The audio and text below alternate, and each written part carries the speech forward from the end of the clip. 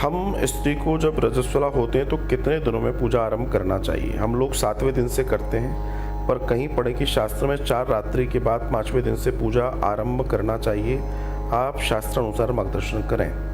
ये प्रश्न बड़ा प्रचलित प्रश्न है और ये प्रश्न वास्तव में बहुत कीमती प्रश्न है।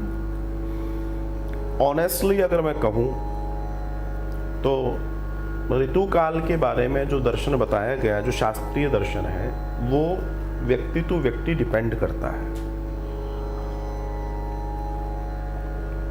लेकिन ऋतु काल के दर्शन में जो चीज हमारे धर्म में बताई गई है वो ये है कि जब पूर्णतः ऋतुकाल समाप्त हो जाता है,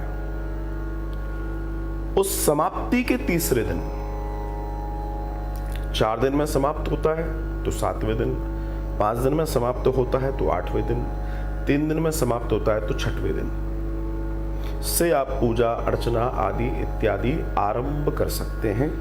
इसमें किसी भी तरह का कोई दोष या कोई रोक नहीं है।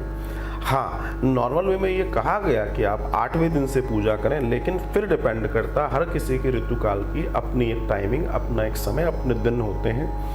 तो चूंकि शरीर है, शरीर का अपना नियम है, लेकिन उस समय की स्थिति में हम उस अशुद्धावस्था से शुद्धावस्था में जाने के बीच में जो समय दिया गया है वो ऐसे दिया गया है, तो इसको मान्य करना चाहिए। मेरे पास एक प्रश्न और आया था कि ऋतुकाल के पश्चात भी कभी कभी मास के बीच में ऋतुकाल जैसा अनुभव हो जाता है एक आधी बार, तो क्या वो ऋतुकाल माना जाएगा?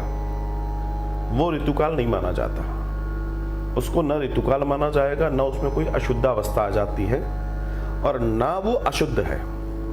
तो ऐसी स्थिति में आपको किसी भी तरह के परहेज की जरूरत नहीं होती।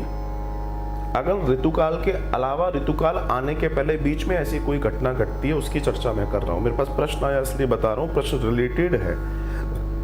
तो उस समय आपको किसी भी तरीके से इसके लिए परेशान नहीं होना है और ऋतुकाल पूर्ण समाप्ति के तीसरे दिन से आप अपने दैनिक शुभ कर्मों को, पूजा कर्मों को, नित्य कर्मों को आरंभ कर सकते हैं। और ये पूजा के लिए बताया गया है। ऋतुकाल समाप्ति के 1 दिन के पश्चात बाहर आ सकते हैं, इसके लिए बताया गया है।